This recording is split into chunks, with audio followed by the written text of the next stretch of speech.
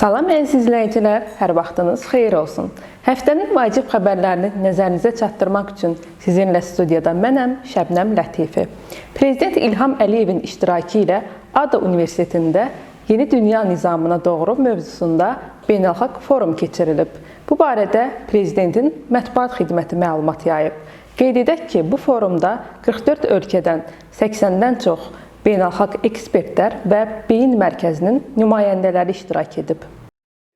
Prezident İlham Əliyev Yeni Dünya Nizamına doğru mövzusunda keçirilən beynəlxalq forum zamanı Avropa Komissiyasının Azərbaycana münasibətinə toxunub.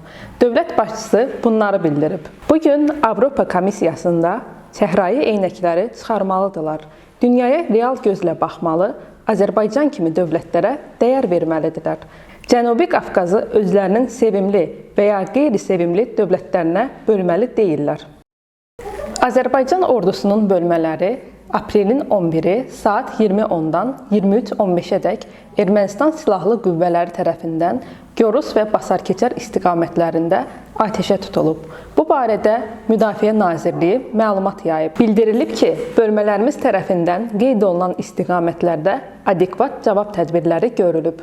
Bakı metropoliteninin 28 may stansiyasından Dərnəgül istiqamətində qatarların hərəkətinə Cəfər Cabbarlı Nizami mənzilini birləşdirəcək 200 metrə yaxın tunelin inşası zamanı məhdudiyyət qoyulacaq. Bu barədə Bakı metropoliteni məlumat yayıb. Sərnişinlərin qırmızı və yaşıl xəttlərdən, həmçinin 28 may və Nizami stansiyalarından bir-birinə keçidin təşkili ilə bağlı əlavə tədbirlərə tam aydınlıq gətirildikdən sonra ictimaiyyətə məlumat veriləcək deyə qurumdan bildirilib.